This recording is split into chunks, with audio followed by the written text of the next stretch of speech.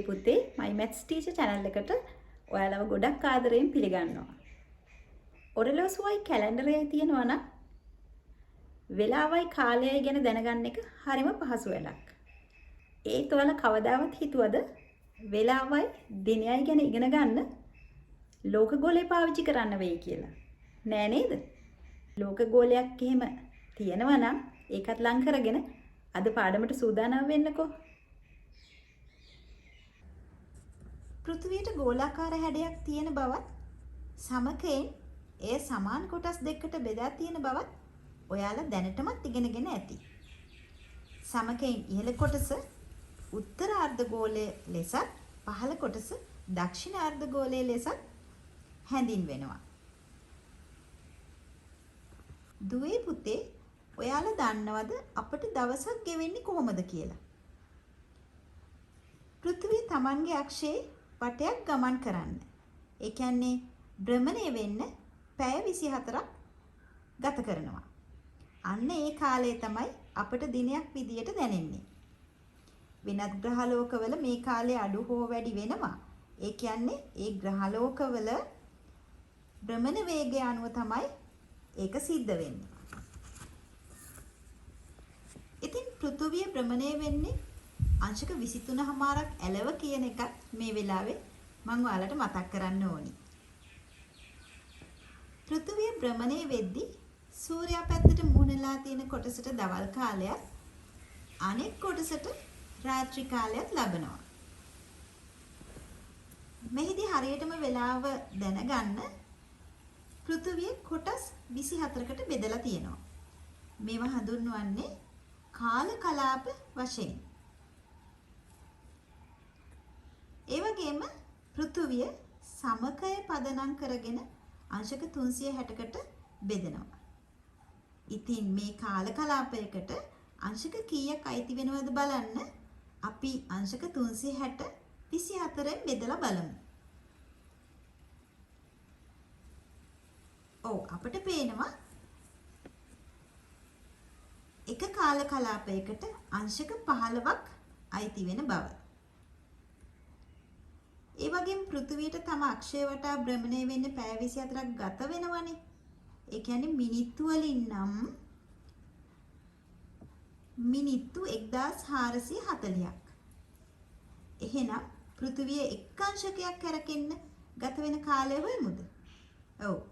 ඒ සඳහා අපිට පුළුවන් මිනිත්තු 1440 අංශක 360ෙන් බෙදන්න.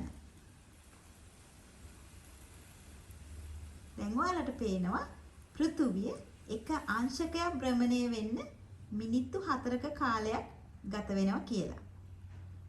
කාල කලාපයකට අංශක 15ක් අයිතිනේ.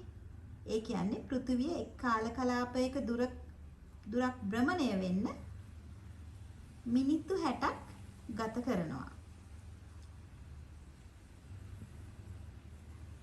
වෙනත් විදිහකින් කියනවා නම් පෘථිවිය පැය එකකට අංශක 15ක් බැගින් භ්‍රමණය වෙනවා. ඔයාලා දන්නවා උත්තර ධ්‍රවයේ ඉඳලා දක්ෂිණ ධ්‍රවය දක්වා ඇඳලා තියෙන රේඛා තමයි අක්ෂාංශ කියන්නේ කියලා. ඉතින් මේ කාල කලාපයක් කියන්නේ ඒ වගේ අංශක 15න් 15ට තියෙන අක්ෂාංශ දෙකකින් සීමා වුණු ප්‍රදේශයක්. ඉතින් අංශක බිඳුවේ අක්ෂාංශය එංගලන්තයේ ග්‍රීන්විච් නගරය හරහායි වැටිලා තියෙන්නේ. ඒ නිසා ඒ අංශක බිඳුවේ රේඛාවට ග්‍රීන්විච් මධ්‍යයන රේඛාව කියලා නම් කරනවා. මේක ඔයගොල්ලෝ ග්‍රීනිච් රේඛාව කියලා අහලා ඇති. මේ ග්‍රීන්විච් මධ්‍යයන රේඛාවෙන් නැගෙනහිර පැත්තට වෙන්න තියෙන අක්ෂාංශ බිඳුවේ සිට ධන 180 දක්වා ලකුණු කරලා තියෙනවා. ඒවට කියන්නේ නැගෙනහිර අක්ෂාංශ කියලා. බටහිර පැත්තට වෙන්න තියෙන අක්ෂාංශ අංශක බිඳුවේ සිට ඍණ අංශක 180 දක්වා ලකුණු කරලා තියෙනවා. ඒ තමයි බටහිර අක්ෂාංශ. මතක තියාගන්න මේවා මනක් කල්පිත රේඛා. සිතියම් වලයි ලෝකගෝල ආකෘති වලයි විතරයි මේ රේඛා දකින්න තියෙන්නේ. හැබැයි ලෝකෙ කොහෙවත් මෙහෙම ඉරියැඳලා නැහැ. ග්‍රීන්විච් රේඛාවේ ඉඳලා අංශක 7 බැගින් නැගෙනහිරටත් බටහිරටත් අයිති වෙන කාල කලාපය පැය බිඳුවේ කාල කලාපය කියා හඳුන්වනවා.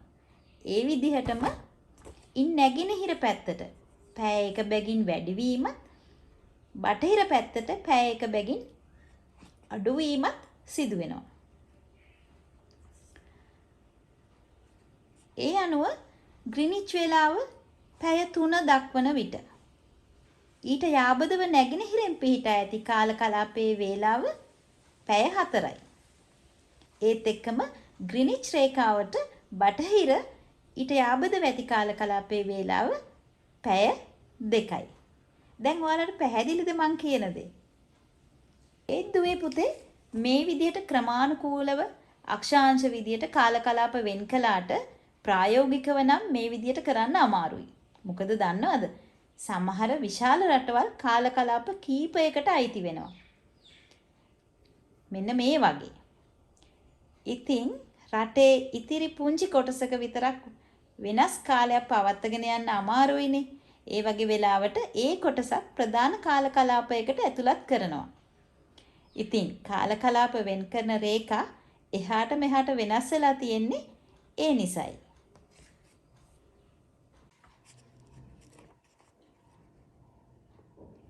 පෘථිවිය ගෝලාකාර නිසා මේ බටහිරට සහ නැගෙනහිරට විහිදෙන කාල කලාප ඊට හරියටම ප්‍රතිවිරුද්ධ ස්ථානයකදී මුණ ගැහෙනවා. හිතන්නකෝ ධන 12 ඉඳලා ඍණ 12 දක්වා ක්‍රමාංකනය කළ සංඛ්‍යා රේඛාවක් සහිත කඩදාසි පටියක් රබර් බෝලයක විස්කම්බේ වටේ එතුවම වෙන දේ. එතකොට බිඳුවට හරියටම විරුද්ධ පැත්තේදී ධන 12යි ඍණ 12යි එකතු වෙනවා නේද? ඔන්න දැන් ඔයාලා ඉගෙන ගන්න යන කාරණාව හරිම වැදගත්. මෙන්න මේ විදිහට කාල කලාප එකතු වෙන එක ලොකු ප්‍රශ්නයක් ඇති කරනවා. මේ කාල කලාප දෙක මුණ ගැහෙන තැන ඊට දෙපැත්තේ කාල කලාප දෙක අතර පැය 24ක වෙනසක් තියෙනවා. අපි කලින් උදාහරණයම ගමු. මම දැන් ඒකට දිනයකුත් එකතු කරනවා. අපි හිතමු ග්‍රීන්විච් වේලාව හා දිනය 2022 ජනවාරි 1 වෙනිදා පැය 3යි කියලා. පැය 12 ඔරලෝසුවකින් නම් පාන්දර 3යි කියලා හිතමුකෝ. බටහිරට යන කාල කලාපවල පැය බැගින් අඩු වෙන නිසා අවසාන කාල කලාපයේ වේලාව ඊට පැය 12කින් අඩුයි. ඒ කියන්නේ එතන එම කාල කලාපයේ වේලාව 2021 දෙසැම්බර් 31 වෙනිදා පැය 15යි. ඒ කියන්නේ හවස 3යි.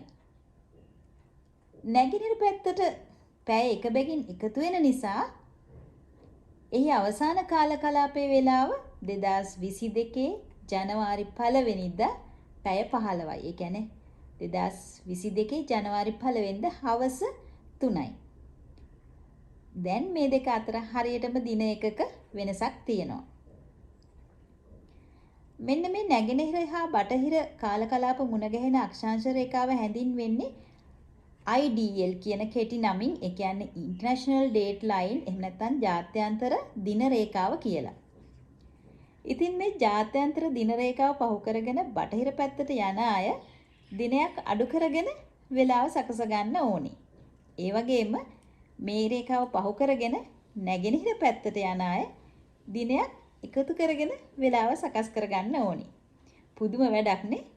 මේකෙන් සමහර අයට පැය 24ක් වැඩිපුර හිමි වෙන අතර තවත් සමහර අයට පැය 24ක කාලයක් අහිමි වෙනවා. දැන් ඔයාලා හිතනවා ඇති ලෝකෙම වේලාව ගැන කතා කළා. අපේ වේලාව ගැන කියන්නේ නැද්ද කියලා. ඔව්.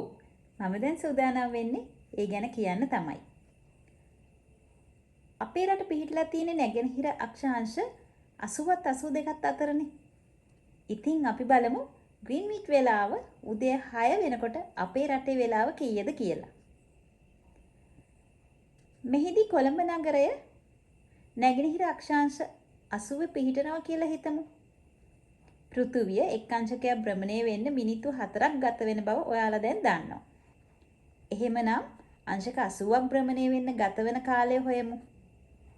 ඒකට අපිට මිනිත්තු 4 80ෙන් වැඩි කරන්න වෙනවා. අපිට පිළිතුර ලැබෙනවා මිනිත්තු 320ක්. මේක පැය වලින් කියනවා නම් අපි 320 60න් බෙදලා බැලුවොත් පැය 5යි මිනිත්තු 20ක්. අපි ඉන්නේ නැගෙනහිර පැත්තේ නිසා අපිට ග්‍රීන්විච් වෙලාවට පැය 5යි මිනිත්තු 20ක් එකතු කරන්න වෙනවා. ඒ කියන්නේ එතකොට අපේ රටේ වෙලාව පෙරවරු 11යි 20යි.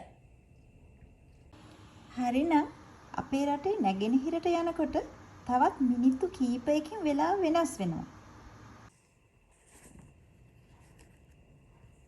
ඒත් අපේ වගේ පුංචි රටකට එහෙම වෙනස් වෙලාවන් පාවිච්චි කරන එක ප්‍රායෝගිකව අපහසු නිසා අපි කොළඹ නගරයේ වෙලාවම රටේ පොදු වෙලාව විදියට භාවිතා කරනවා. ඒත් එක්කම ඉන්දියාව අයිති වෙන කාල කලාපයත් එක්කම ගැලපෙන්න අපේ රටේ කාල වෙනස පැය 5:00ක් විදියට සම්මත කරගෙන තියෙනවා.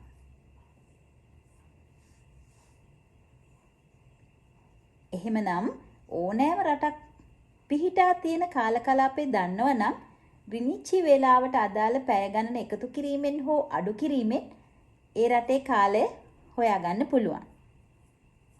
බලන්නකො මේ උදාහරණය. ග්‍රීන්විච් වේලාව 2022යි 8යි 12 දින පැය 5 වන විට ඍණ 8 කාල කලාපයේ පිහිටි ලොස් ඇන්ජලිස් නගරයේ වේලාව සහ දිනය සොයන්න. පිළිතුර ලබා ගන්න නම් අපි පැය 5න් පැය 8ක් අඩු කරන්න ඕනි. මෙන්න මේ විදිහට ඒක ලියාගමු.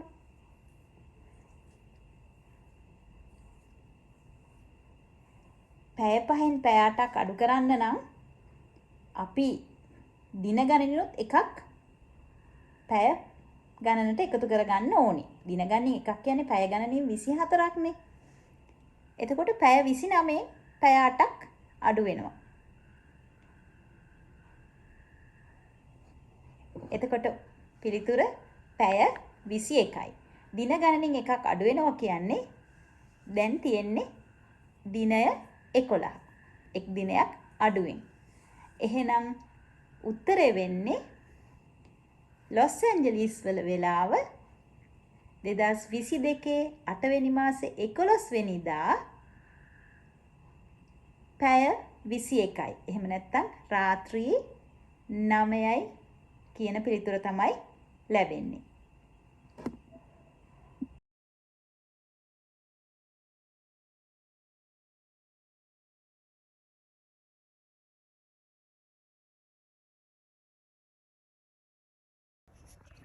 හොඳයි. අපි තව එක උදාහරණයක් අරන් බලමු. ඍණ 8 කාල කලාපයේ පිහිටි කැනඩාවේ වැන්කූවර් නගරයේ වේලාව 2022 ජනවාරි මාස 31 වෙනිදා පැය 15යි නම් ඒ මොහොතේදී දන 5 කාල කලාපයේ පිහිටි පාකිස්තානයේ කරච්චි නගරයේ වේලාව සහ දිනය සොයන්න. ඔන්න ඕක තමයි ගැටලුව. දැන් කොහොමද අපි මේක විසඳන්නේ? අපි දන්නවා ඍණ 8 කාල කලාපයේ පිහිටියා කියන්නේ ග්‍රීන්විච් මධ්‍යහ්න වේලාවෙන් බටහිර පැත්තට වෙන්න පිහිටි රටක් කියලා. එතකොට පාකිස්තානයේ පිහිටලා තියෙන්නේ ග්‍රීන්විච් මධ්‍යහ්න වේලාවෙන් නැගෙනහිර පැත්තට වෙන්න. අපි දන්නවා බටහිර පැත්තේ ඉඳන් නැගෙනහිර පැත්තට කාලය එකතු වීමයි වෙන්නේ.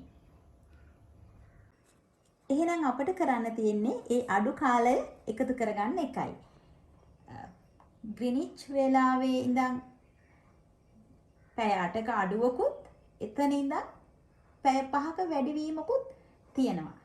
ඉතින් අපිට 8යි 5යි එකතු කරපුවාම අපි දන්නවා 13යි. ඒ කියන්නේ පාකිස්තානයේ කරච්චි නගරයේ වේලාවට වඩා පැය 13ක වෙනසක් තියෙන්න ඕනි. හොඳයි. දැන් වැන්කූවර් නගරයේ වෙලාව පැය 15යිනේ. ඒ කියන්නේ හවස 3යි. එහෙනම් ඒ වෙලාවට කියන්නේ පැය 15ට අපි අර අඩු පැය 13 එකතු කරොත් පැය 28ක් ලැබෙනවා. පැය 28ක් කියන්නේ දින එකකුත් පැය 4ක්. එහෙනම් මේ වෙනකොට පාකිස්තානයේ කරච්චි නගරයේ වෙලාව වෙන්න ඕනි 2022 පෙබරවාරි 1 වෙනිදා. මොකද එක දිනයක් එකතු වෙනවනේ. සහ පැය 4ක් එකතු වෙනවා. එහෙනම් 2022 පෙබරවාරි 1 වෙනිදා පැය 4යි. ඒ කියන්නේ 2022 පෙබරවාරි 1 වෙනිදා පාන්දර 4යි කියන එකයි. ඉතින් දුවේ පුතේ දැන් ඔයාලට රටවල් දෙකක තියෙන කාලයන්ගේ වෙනස හරි ලස්සනට පරිවර්තනය කරගන්න පුළුවන් නේද? දුවේ පුතේ මේ වීඩියෝ එක ඔයාලගේ යාළුවොත් එක්ක ෂෙයා කරගන්න. My Maths Teacher channel එක subscribe කරලා තියාගන්න කියලා යාළුවන්ටත් කියන්න. ඉතින් මේ වගේ තවත් අලුත් පාඩමකින් නැවත හමු වෙනතුරු අයබෝවන් සුබ දවසක්.